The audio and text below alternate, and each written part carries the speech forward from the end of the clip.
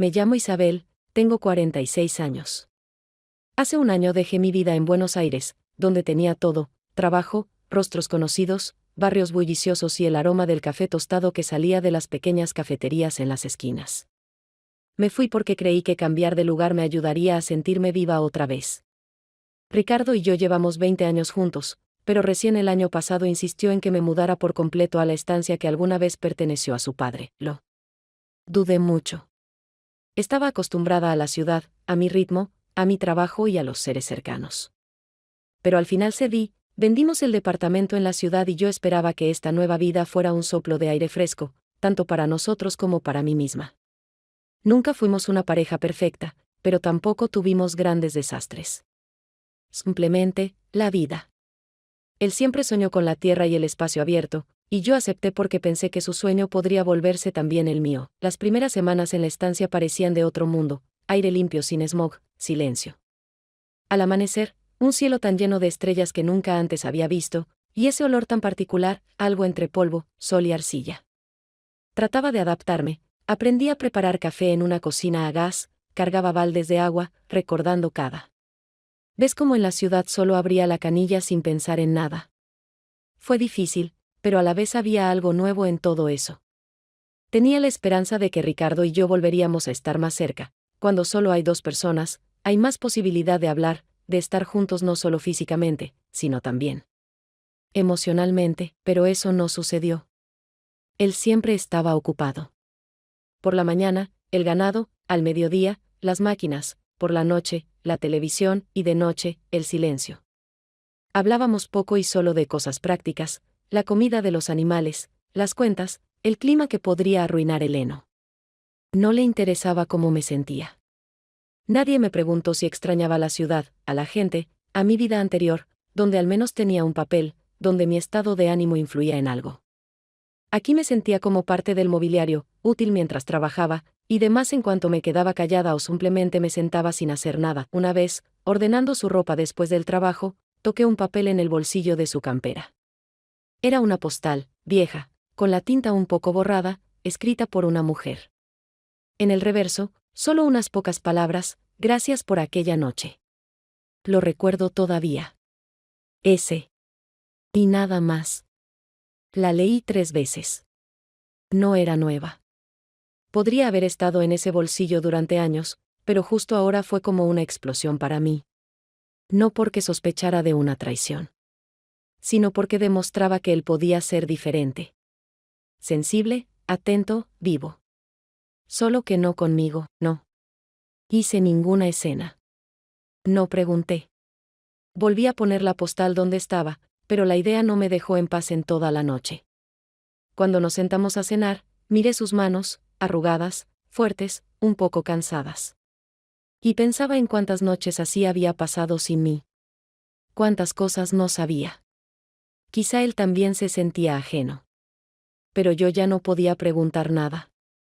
Habíamos perdido esa costumbre: compartir. Empecé a despertarme más temprano. No para alcanzar a hacer algo, sino porque ya no podía dormir. Me quedaba parada frente a la ventana, mirando el cielo gris y pensando en cuándo me volví tan sola.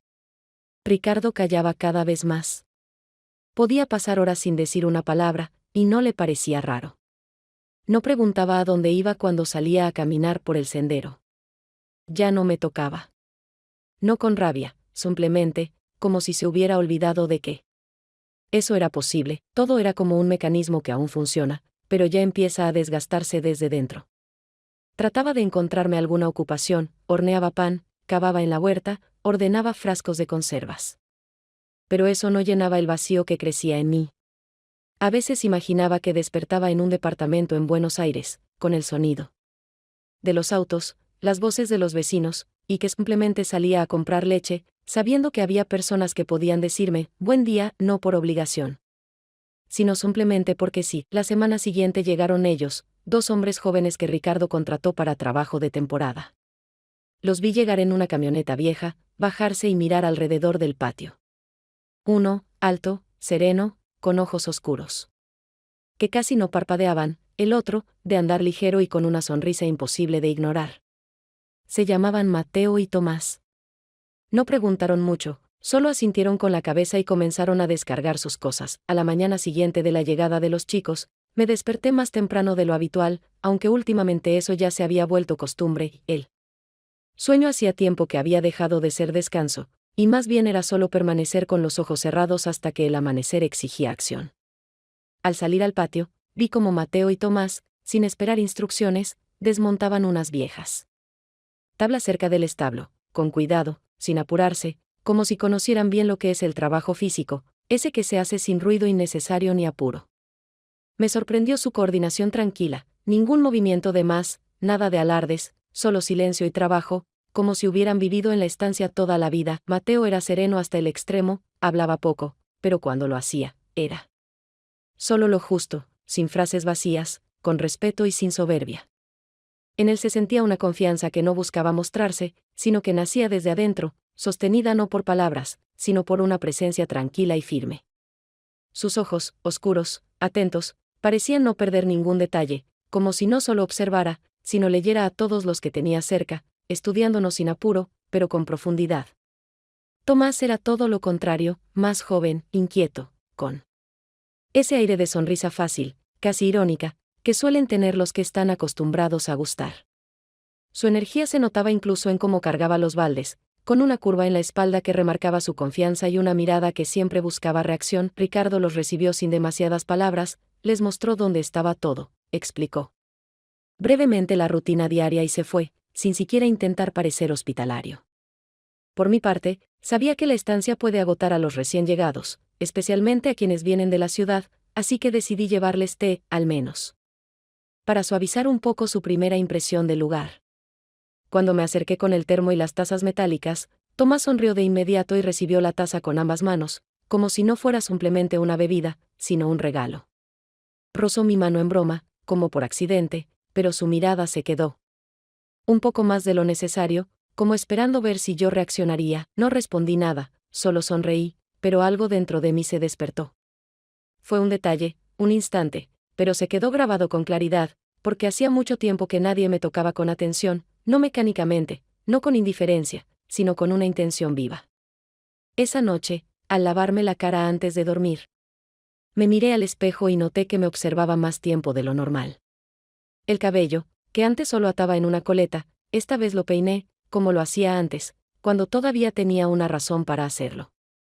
No buscaba un cambio, no lo quería, pero esa noche algo se transformó en mí, y sentí que quería ser vista, no necesariamente deseada, pero al menos notada como mujer. En los días siguientes, los observaba desde cierta distancia, estudiaba cómo caminaba Mateo, siempre con la espalda recta, como si llevara algo importante incluso cuando solo pasaba frente al galpón.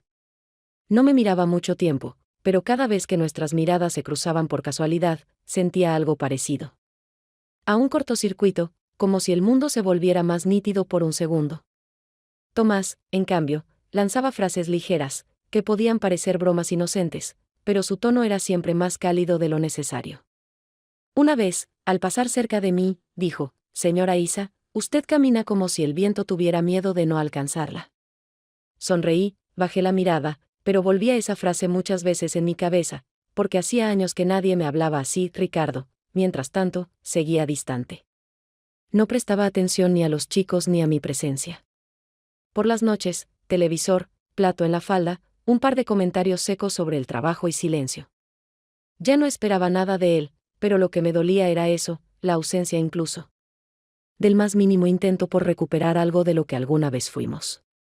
Ya no anhelaba la cercanía, pero si extrañaba el intento, eso era lo que me faltaba. Una semana después de la llegada de los chicos, volví a salir al porche con el termo. El aire estaba seco, el día apenas comenzaba, y el frío matinal se aferraba a la tierra más de lo habitual. Vi a Mateo levantando sacos pesados con cuidado pero con seguridad. Cerca de él, Tomás hablaba animadamente, gesticulando, y su risa surgía fácil, como si no existiera nada más difícil que una broma.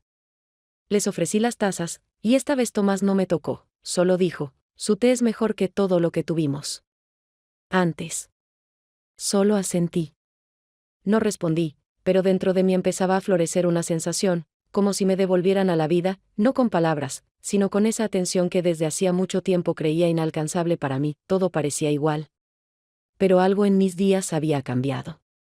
Empecé a esperar las mañanas, no para ver el sol, sino para salir al patio, donde estaban ellos, dos hombres desconocidos que trajeron a la estancia algo que hacía mucho faltaba. Una presencia que te obliga a volver a hacerte preguntas que ya habías aprendido a no hacerte.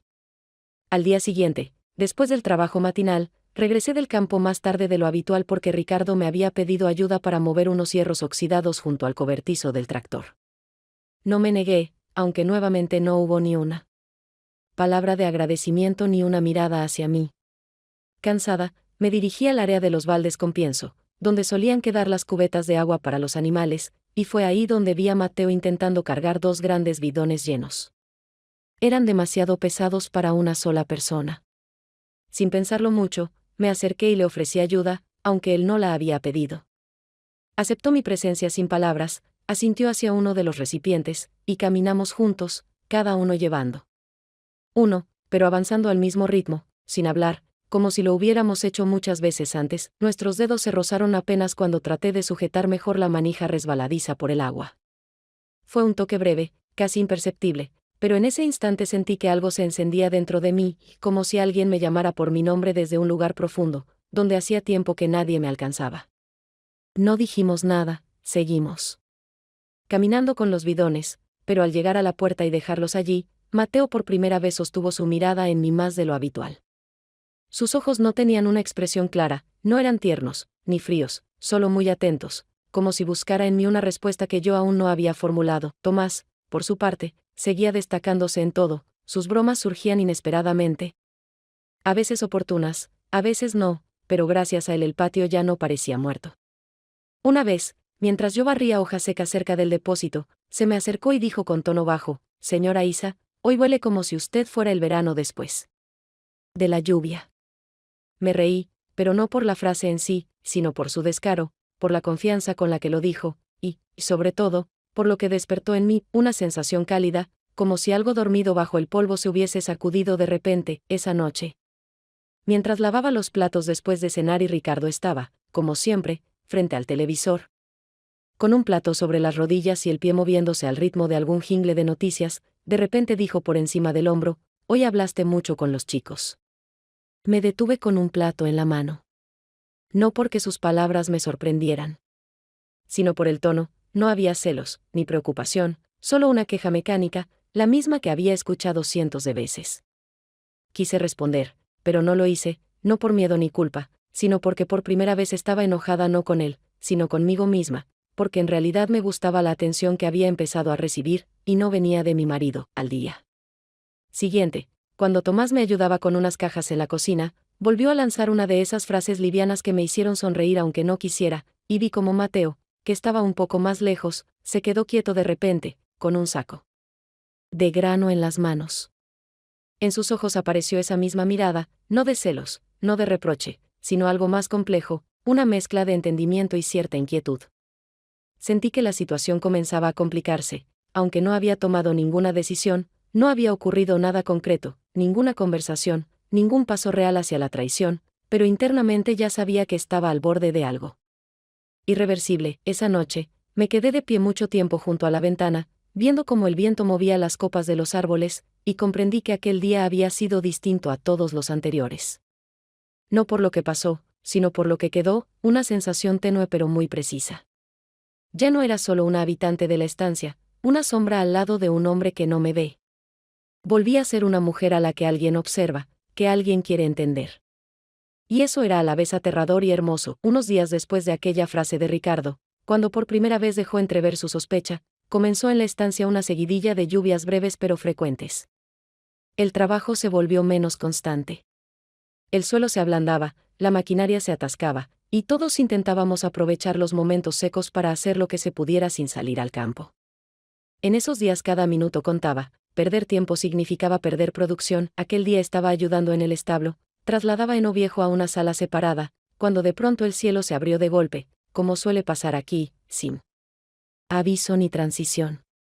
Me sorprendió la lluvia sin abrigo, y corrí a refugiarme en un viejo galpón que solía usarse para guardar herramientas y paja. Pensaba que estaba sola, hasta que vi aparecer a Mateo en la puerta. Entró sin decir nada, sacudiendo el agua de los hombros.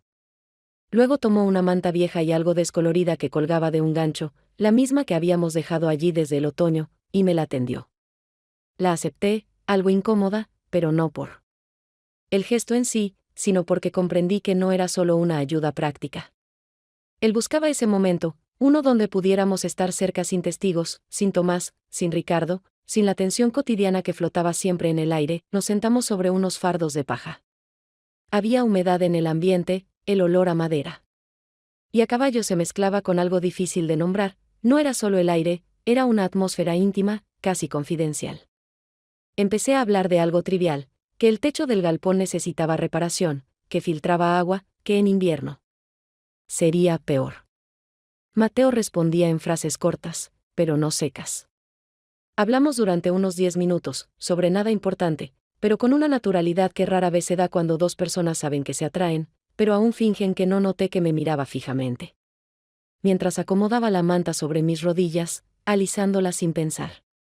No apartaba la mirada, pero tampoco se acercaba, solo escuchaba y esperaba. Dejé de hablar. Nos quedamos en silencio unos segundos, mirándonos, como si cada uno decidiera si valía la pena dar un paso más. No me moví. Tampoco desvié la vista. Entonces, él se inclinó lentamente hacia mí, dándome espacio para retirarme si lo deseaba. Pero no lo hice, el beso fue preciso, sin ansiedad ni apuro, como si ambos supiéramos desde hacía tiempo que esto iba a suceder y solo esperábamos el momento. Duró unos segundos, sin dramatismo, sin urgencia. No dijimos ni una palabra después. No nos miramos inmediatamente. Simplemente nos quedamos allí, esperando que la lluvia amainara. Pero desde ese instante ya no podía mirarlo igual, y sabía que él tampoco podría. En los días siguientes, empecé a evitar encontrarnos a solas. No por vergüenza o miedo, sino porque sabía que no lograría mantenerme serena si estábamos otra vez juntos, sin testigos. No quería analizar lo que había entre nosotros, si fue un error, un instinto, o una necesidad de consuelo. Solo sabía una cosa, echaba de menos ese momento, no como un hecho en sí, sino como una sensación. La de que alguien te toca no por costumbre, sino con deseo. Tomás lo notó enseguida.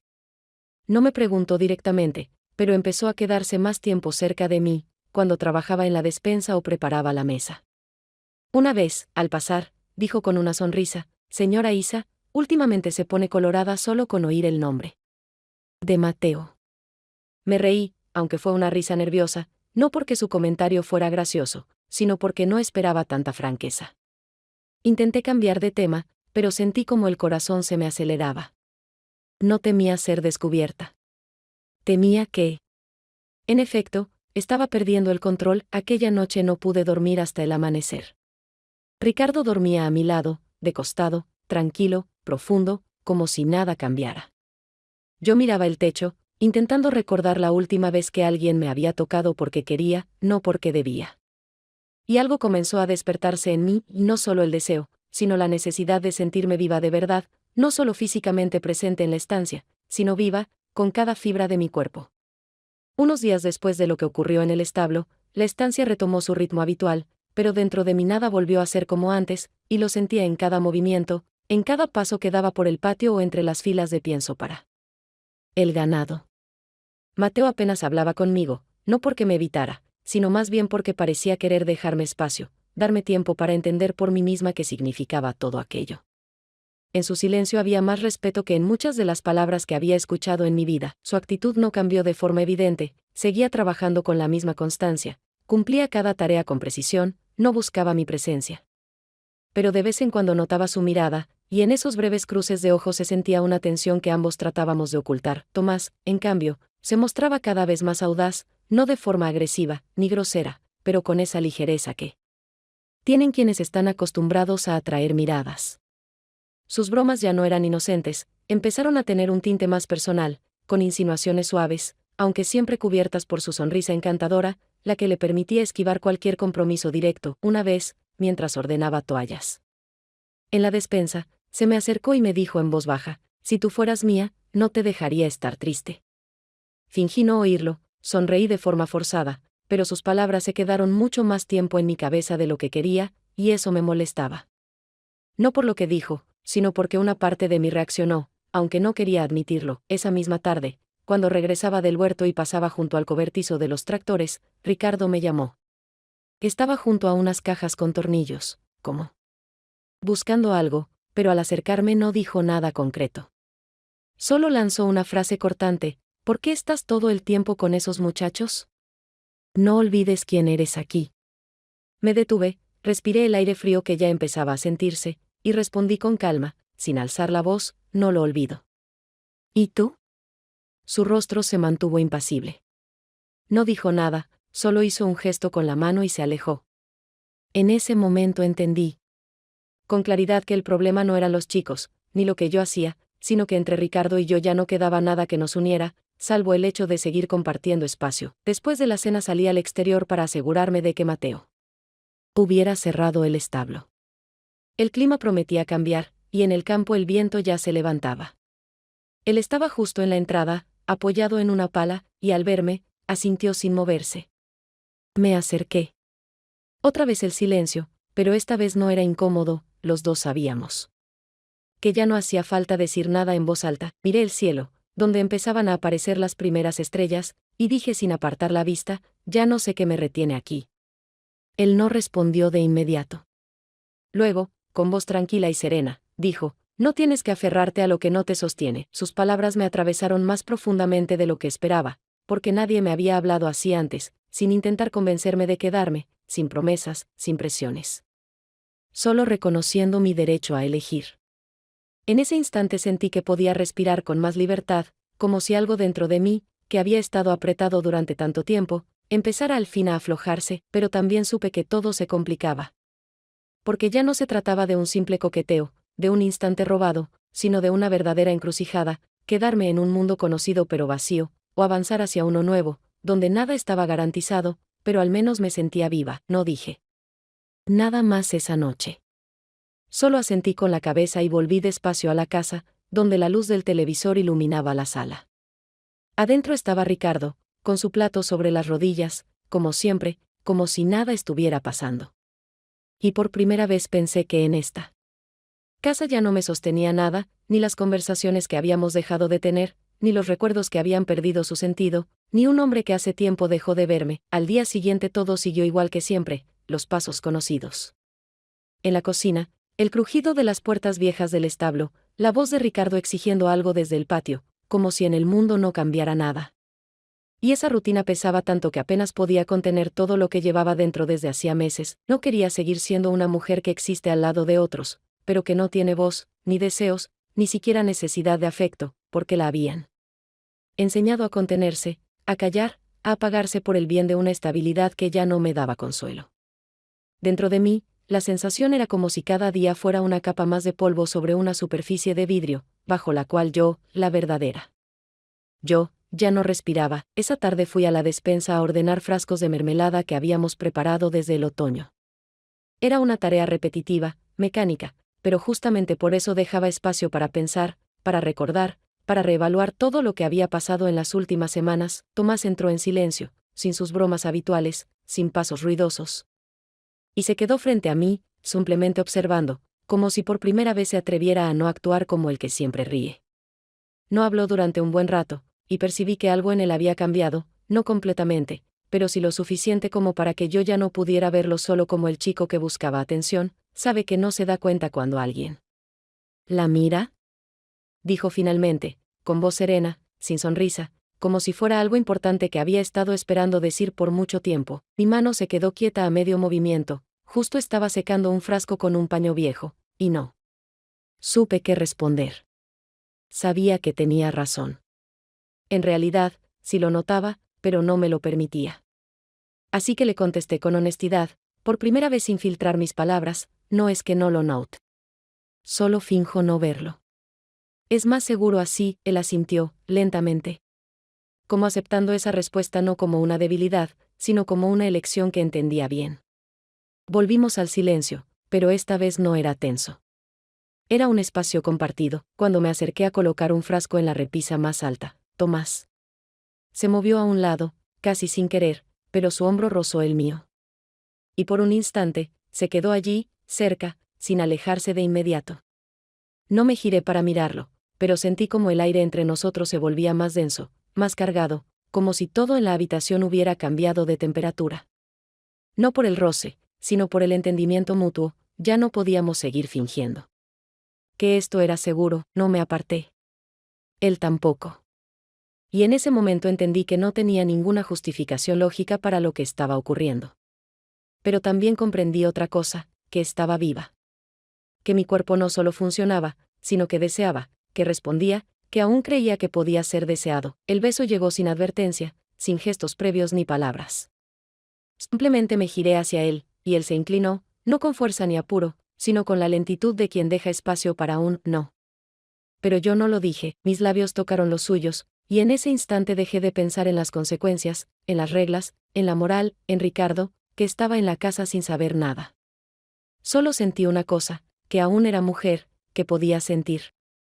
Y que tenía derecho a hacerlo, incluso si dolía, incluso si era un error. No dijimos nada después. Me alejé, tomé otra vez el paño, volví a mi tarea como si nada hubiera pasado, pero por dentro todo era distinto. Tomás no intentó tocarme de nuevo, no pidió nada, solo salió de la despensa, y no dejó atrás el silencio, sino una sensación, algo grande había comenzado, aunque todavía no tuviera forma ni dirección. Esa noche no pude dormir hasta el amanecer. Pero mis pensamientos no eran caóticos, sino claros, ordenados. Y cada uno de ellos era un desafío a mí misma. No pensaba en Tomás como en alguien con quien escapar o construir algo. Pensaba en mí y en que había dado un paso. Que no planeaba, pero que no me rompió. Al contrario, me reveló a mí misma, y aunque sabía que eso era una traición, no solo física, sino emocional, también entendía que la peor traición de todas era seguir siendo una sombra, borrándome a mí misma día tras día, mientras el mundo pasaba de largo. A la mañana siguiente no me despertaron los pasos habituales de Ricardo ni el ruido de la cafetera en la cocina, sino una sensación nueva dentro de mí, y no alegría, ni vergüenza, ni miedo, sino una conciencia nítida de que, desde ese momento, empezaba a vivir en dos mundos, y que ninguna parte de mí volvería a ser del todo sincera. Me levanté como si nada hubiera pasado, me lavé la cara con agua fría, que cada mañana se sentía más dura contra la piel, pero esta vez no. Logró borrar la expresión que se había formado la noche anterior. Allí, en la despensa, sabía bien que ya no había camino de regreso. Había hecho una elección, no definitiva, no proclamada, pero sí real, viva, irreversible. Ricardo, como siempre, leía el diario en la mesa. Su espalda, algo encorvada, me pareció más lejana que nunca, como si no compartiéramos una casa, sino solo un punto de paso. Lo observé y pensé, ¿se daría cuenta si desapareciera un día entero? ¿O dos? ¿O una semana? ¿Preguntaría siquiera? Su indiferencia ya no me parecía un refugio. Era la prueba de que hacía tiempo yo había desaparecido de su mundo, aunque aún habitara a su lado. Tomás actuaba distinto. Se volvió más directo, menos sutil. En su forma de comportarse apareció algo que me inquietaba, no agresividad, sino una confianza nueva, como si creyera que ahora yo le pertenecía, al menos en parte. Buscaba momentos para estar cerca, tocarme el hombro al pasar, iniciar conversaciones imposibles de ignorar, y yo veía claramente que él había notado lo que había entre Mateo y yo. Aunque no habláramos de ello, aunque nada se hubiera dicho. En voz alta, la tensión entre nuestras miradas era evidente. Tomás empezó a usar eso como una especie de arma. Sus frases se volvieron cuidadosamente punzantes, con dobles sentidos sutiles. Como si me recordara que sabía más de lo que parecía. Una tarde se me acercó mientras doblaba ropa limpia junto a la ventana, y dijo, casi susurrando, sin mirarme a los ojos, si él no sabe hacerte feliz, yo sabré. No respondí. Cualquier palabra solo empeoraría las cosas. No quería darle nada que él pudiera usar luego como argumento. Mateo, en cambio, se distanció. No de forma hostil, pero sí evidente. Se volvió más silencioso, más reservado. En sus ojos no había reproche, pero sabía lo que había pasado, y sabía que yo también lo sabía. Cada vez que estábamos cerca, sentía que entre nosotros se abría un espacio que ninguno se atrevía a llenar. Su distancia no era fría, era un gesto de respeto. Un modo de darme libertad sin desaparecer del todo. Y eso dolía más que cualquier palabra. Ricardo seguía sin notar nada. O fingía no hacerlo, porque así no debía enfrentarse a la pregunta. Más difícil, ¿cómo pasó que su esposa, que estaba ahí cada día, en realidad ya se había ido? Su indiferencia revelaba nuevas facetas, y yo entendía con más claridad que alguien puede perder a otra persona sin que nada externo se desmorone, pero con todo roto por dentro. Vivíamos juntos, desayunábamos en la misma mesa, hablábamos. A veces de cosas prácticas. Pero yo ya no podía sostenerle la mirada. Sentía que él podía ver dentro de mí, aunque no dijera nada. Cada vez que sus ojos me rozaban, me temblaba algo por dentro, como si todo lo que escondía estuviera a punto de salir a la superficie. Esa noche cenamos todos juntos, como ocurría a veces, yo, Ricardo, Tomás y Mateo. Yo preparaba la mesa intentando mantener el rostro sereno, las manos firmes, la voz neutra. Pero detrás de cada gesto había una tensión que ya no podía ocultarse. La conversación giraba en torno al clima, la cosecha, hasta que Tomás, sentado frente a mí, lanzó una frase que cortó el aire como un cuchillo. Es curioso cómo a veces cambia tan rápido la atmósfera en una casa, lo dijo con tono casual, como si fuera solo un comentario. Pero su mirada me atravesó, y sentí que me ardían las mejillas. Mateo bajó la vista. Ricardo no dijo nada, pero noté cómo me miró un instante más de lo habitual, y en ese momento entendí algo con toda claridad. La chispa que había intentado esconder tanto tiempo ya se había convertido en una llama. Y ahora era demasiado tarde para fingir que nada estaba pasando. Al tercer día después del beso con Mateo y la tensa conversación con Tomás, sentía con cada vez más fuerza que la situación se me iba de las manos. Todos intentábamos seguir con nuestras máscaras. Yo, la ama de casa, Mateo, el trabajador reservado, Tomás, el bromista encantador. Pero por dentro todo hervía, y empezaba a filtrarse en los pequeños gestos, pausas demasiado largas, movimientos demasiado bruscos, frases que, aunque simples, llevaban más peso del que mostraban. Ese día le pedí a Tomás que bajara una caja pesada al sótano, ya que Ricardo había salido al campo y Mateo estaba ocupado con el generador. Bajamos por las escaleras crujientes, yo delante con una linterna, él cargando la caja sin decir una palabra. Pero al llegar al espacio estrecho y semioscuro, en vez de dejarla en el rincón, la puso en el medio del piso, se detuvo y habló. Estoy harto de callar, dijo con voz firme, aunque sus ojos estaban tensos. Sé que hay algo entre ustedes. Y yo no soy un juguete. No pienso quedarme mirando como él te gana, y tú lo quieres a los dos a la vez, no respondí. Su franqueza me descolocó. Sentí que la linterna temblaba en mi mano. Tomás dio un paso más cerca, demasiado cerca, y agregó, si le dejas todo a él, no te engañes. Eso no es amor. Él solo espera que tú hagas el trabajo. Di un paso atrás y le dije con frialdad, no es asunto tuyo, Tomás. Ah, ¿no? ¿Es suyo? ¿O de él? ¿Marido tuyo? Soltó con un tono duro, me di vuelta y salí del sótano sin mirar atrás. Y en ese instante decidí, se acabaron los coqueteos, las insinuaciones, las concesiones. Le había dado demasiado.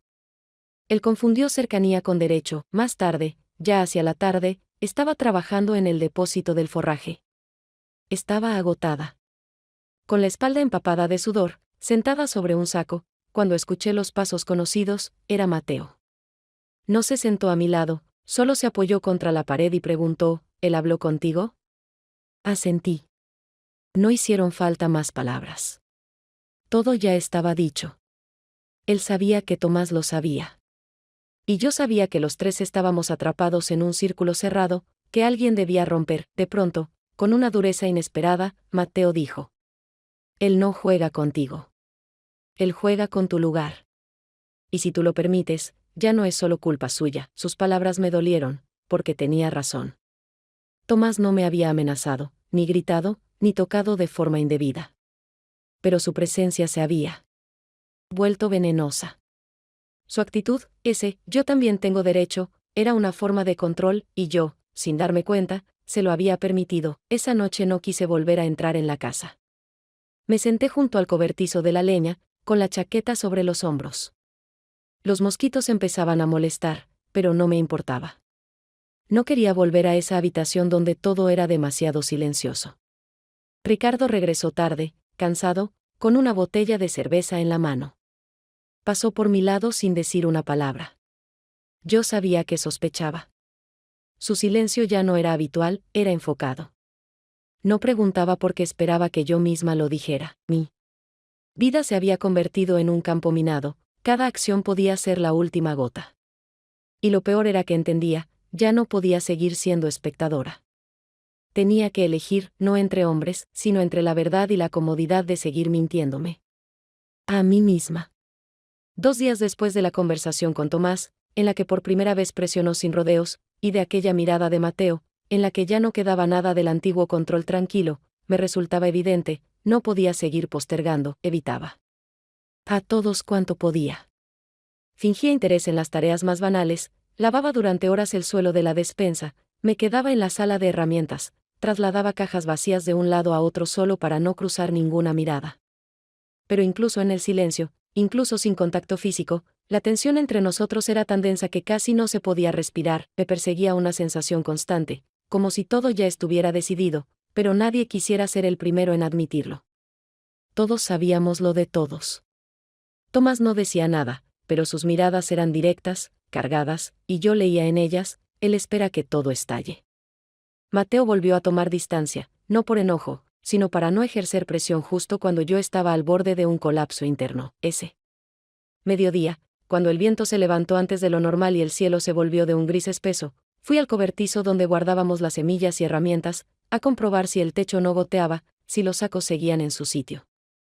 En realidad, solo buscaba un espacio donde detenerme y no sentir encima el peso de las miradas, tal vez lo quise, tal vez lo presentí. Pero Mateo ya estaba allí, agachado junto al generador, ajustando una tuerca. Cuando entré, no levantó la vista. Yo tampoco hablé. Caminé hasta una de las estanterías y me quedé allí, de espaldas a él, escuchando cómo el viento golpeaba las chapas del techo. Llovía.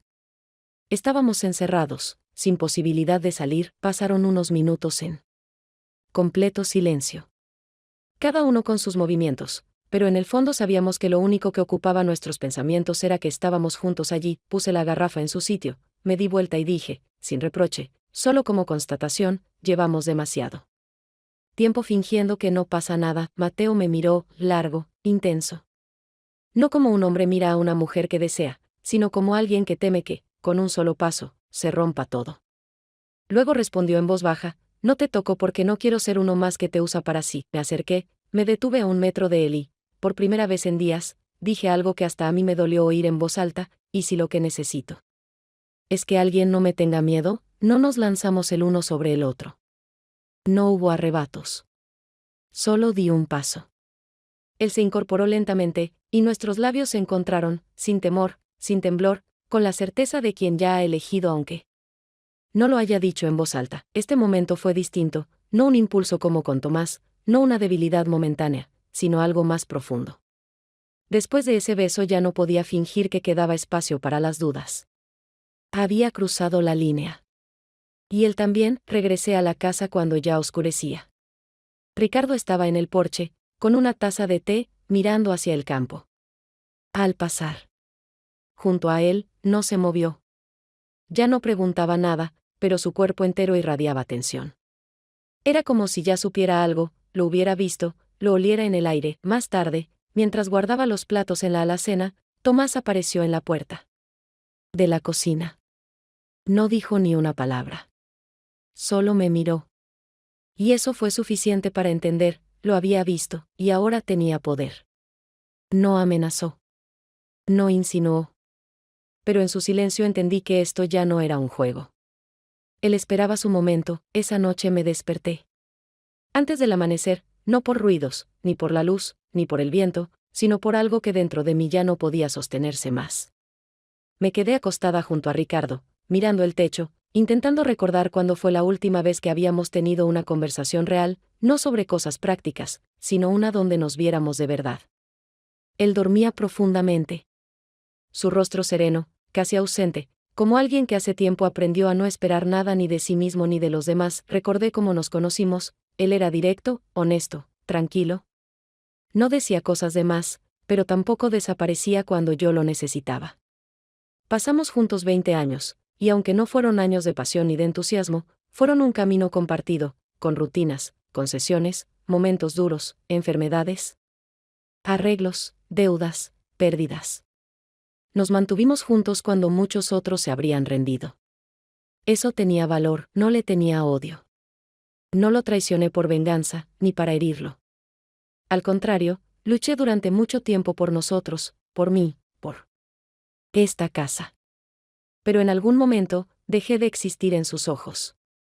Por más que hiciera, él ya no me veía como mujer. Solo como una presencia. Cómoda. Previsible. Sin preguntas, tenía miedo. No como en las películas, no un miedo con gritos o vértigo, sino un miedo hondo, silencioso, físico. Miedo de perder no a él, sino a la parte de mí que había puesto en estos años. Miedo. De saber que me iba dejando atrás no a un enemigo, ni a un abusador, ni a alguien que me hizo daño, sino a un hombre al que alguna vez amé con sinceridad. Miedo de salir por esa puerta y no volver jamás, sabiendo que nadie me llamaría. No porque no quisieran, sino porque no sabían cómo. Me levanté sin hacer ruido, cuidando no despertarlo. Pasé por la cocina, encendí la luz, tomé un viejo cuaderno donde solíamos anotar la lista del mercado y arranqué una hoja en blanco. Me senté un buen rato antes de escribir. No quería llenar la página. No era para justificarme. Solo quería que fueran unas pocas frases que reunieran todo el tiempo compartido. Ricardo, no me voy por otra persona. Me voy porque hace mucho que me perdí a tu lado. No me hiciste daño. Pero tampoco me sostuviste cuando empecé a desaparecer. Gracias por los años, por el hogar, por el tiempo. Ya no puedo seguir siendo lo que me convertí aquí. Isabel, dejé la carta sobre la mesa de la cocina. No debajo de la almohada. No en un cajón. En un lugar visible. Era importante que la viera enseguida. Que no tuviera que buscar palabras. Que todo fuera claro. Volví al dormitorio. Me quedé unos segundos observando su espalda. Antes solía tocarla de noche, buscando su calor. Pero en los últimos años, era como una pared. No por crueldad, sino por costumbre. No lloré. Ya no. Las lágrimas se habían agotado mucho antes, en las conversaciones que nunca tuvimos. En los abrazos que no pedí porque sabía que no llegarían. Cuando salí de la casa, el cielo aún estaba oscuro. El aire olía a tierra mojada, lloviznaba. Mateo ya me esperaba junto al auto. No preguntó si estaba lista. Solo abrió la puerta. Su mirada era clara, pero no alegre. Sabía que esto no era una fuga, ni una aventura. Era una elección. Difícil. Pero necesaria. Subí. Arrancamos despacio, pasamos junto al galpón, por los caminos conocidos, frente al porche. No miré atrás. Sabía que Ricardo aún dormía. Y sabía también que, al despertar, no saldría a buscarme. Leería la carta. Y quizás, solo entonces, entendería cuánta distancia había crecido entre nosotros. Y que ya era tarde, en el auto hacía fresco, así que me abracé la mochila contra el pecho y me envolví en una vieja campera. Mateo no dijo nada innecesario. Simplemente arrancó, como si todo entre nosotros ya estuviera decidido no ayer ni hoy, sino mucho antes. Y quizás así era. Llevaba meses caminando en círculos dentro de esta decisión, como en una habitación pequeña donde todas las puertas parecían cerradas. Pero una de ellas siempre había estado entreabierta. Yo simplemente no me atrevía a mirarla, no sentía alivio. No había euforia. Había algo más importante, claridad, una claridad que me había faltado por tantos años. Ricardo y yo habíamos pasado por mucho juntos. Recuerdo nuestros primeros años, las mudanzas, los problemas de plata, la enfermedad de su madre, mi colapso nervioso tras el aborto. Estuvimos el uno para el otro, no por pasión, sino por responsabilidad. No lo desprecio por eso. Al contrario. Le estoy agradecida por la estabilidad que me dio cuando más la necesitaba. Por no irse cuando yo estaba mal, pero hoy, éramos dos extraños que compartían espacio mecánicamente. Sabía que él no se levantaría y correría tras de mí. No porque no me quisiera, sino porque no sabía cómo ser distinto. Y yo ya no quería forzar a nadie a cambiar por mí, tampoco quería seguir traicionándome cada día, solo para no incomodar a alguien más. Si esto es una traición, lo es a las expectativas. No al amor, no me guiaba el amor por Mateo. Al menos, no solo eso. No dejaba el hogar por él. Me iba por mí. Porque vivir en un sistema donde no te ven es una forma lenta de desaparecer, y yo todavía no estoy lista para desaparecer, todavía tengo voz, cuerpo, pensamientos. Y si tengo que pagar por eso con soledad, lo acepto. Porque será mi soledad. No una convivencia impuesta en una casa que hace tiempo dejó de ser hogar, viajábamos entre campos. Me giré y miré la colina. No para despedirme, no para saludar. No tenía ni pena ni esperanza. Solo constatación, allí se quedaba la vida que llevé hasta que me atreví a admitir que yo ya era otra. Mateo seguía en silencio. Y estaba bien. En su silencio no había exigencia. No venía a salvarme. No esperaba gratitud. Le bastaba con que yo estuviera allí, no por deber, sino por decisión propia, por eso confiaba en él. Porque no me pedía nada. Solo dejaba espacio. Nos detuvimos en un camino lateral, desde donde se veía una carretera vacía. Me bajé del auto, caminé unos metros, respiré hondo. No porque necesitara una pausa, sino porque quería habitar ese momento con conciencia, no huía. Solo cambiaba de rumbo. Quizás tarde. Pero no demasiado tarde. ¿Y ahora qué?, preguntó Mateo sin mirarme. No respondí de inmediato. Luego dije, no lo sé. Pero por primera vez en mucho tiempo, eso no me da miedo, no sabía si seguiríamos juntos o nos separaríamos al mes. No sabía si encontraría trabajo. Si aguantaría, pero sabía una cosa, salí del círculo. Y no volveré.